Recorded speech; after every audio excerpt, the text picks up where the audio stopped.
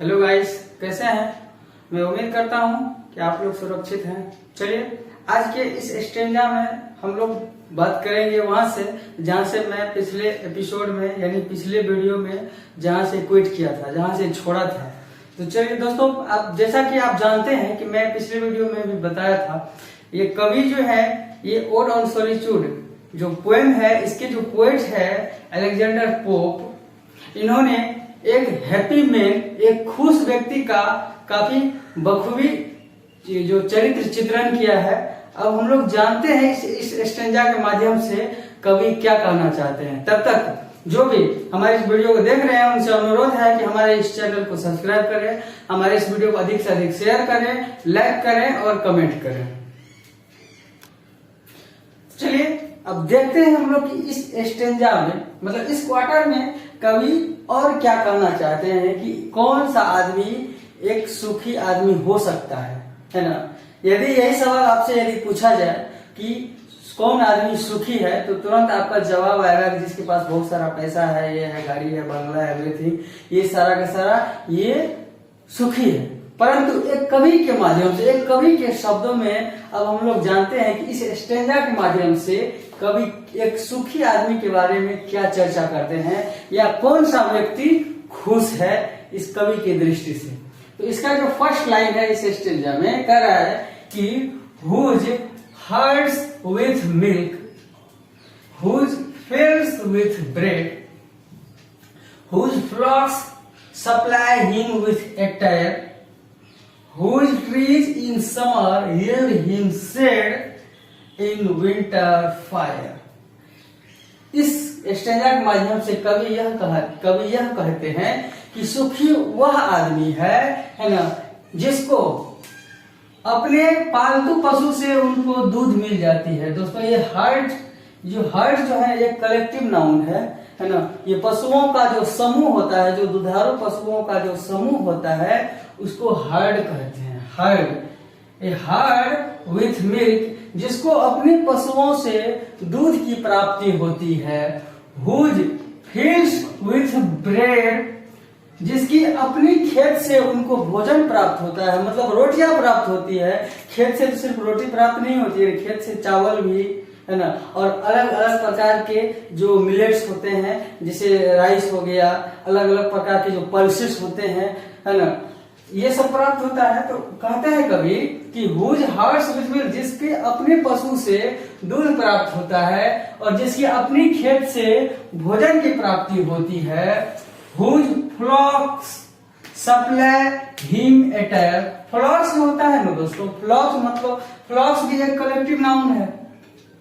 भेड़ों का जो झुंड होता है या भेड़ बकरियों का जो झुंड होता है, मतलब ऊन देने वाले जो जीव जंतु है, भेड़ बकरियों का जो झुंड होता है, उसको फ्लॉक कहा जाता है। फ्लॉक कह रहा whose flock supply him with attire, मतलब क्या, जिनके खुद के भेड़ से उन्हें है ना वस्त्र प्राप्त हो जाते हैं, मतलब उनके जो वस्त्र प्राप्त हो जाते हैं। Whose trees in summer yield him shade, और गर्मी में जिनके अपने वृक्ष से, खुद के जो लगाए गए वृक्ष से गर्मी में छाया प्राप्त होता है। इन विंटर फायर, और सर्दी में जिसको उसके अपने लकड़ी से है ना आग प्राप्त होती है। रियल में वह व्यक्ति सुखी है, वह व्यक्ति खुश है। इस स्टेंजा के माध्यम से दोस्तों कवि यही कहना चाहते हैं कि जिनके अपने पशुओं से दूध मिल जाता हो, जिनके फील्ड से, जिनके खुद खेत से उसका अन्न मिल जाता हो खाने के लिए। Whose flock supply him with attire, जिसके अपने भेड़ से, अपने पशुओं से जिसको ऊनी वस्त्र मिल जाता है पहनने के लिए। Whose trees in summer yield him supply shade, जिनके अपने वृक्ष से, अपने द्वारा लगाए गए वृक्ष से गर्मी में उनको छाया मिलती है। इन विंटर फायर, और ठंडी में उन वृक्ष के सूखे लकड़ियों से है ना उनको गर्मी यानी आग प्राप्त होता है। वह आदमी सुखी है। चलिए अब इसका अगला स्टेंजा देखते हैं। चलिए अब इस स्टेंजा में देखते हैं कि ये जो कवि हैं, ये कवि किस प्रकार से एक खुश आदमी का जो चरित्र है उसका वर्णन करते हैं कि खुश आदमी, कौन सा आदमी खुश है, किस स्थिति में आदमी खुश रहता है। तो चलिए अब देखते हैं। ये स्टैंजा थर्ड है, इससे पहले सेकंड वाला बताया था मैं। Blessed who can unconcernedly find hours, days, years slide soft away in health of body, peace of mind, quiet by day। कहने का मतलब हुआ कि अब हम लोग बारी बारी से वन लाइन बाय लाइन चर्चा करते हैं। कह रहा है कि ब्लेस्ड हु कैन अनकंसर्नडली। दोस्तों ब्लेस्ड मतलब होता है आशीर्वाद, अनकंसर्नडली मतलब होता है असंबंध होते हुए भी। फाइंड मतलब होता है पाना, कि खुशी वह आदमी है जो है ना बिना किसी है ना संबंध के होते हुए भी उन्हें आशीर्वाद प्राप्ति होती है।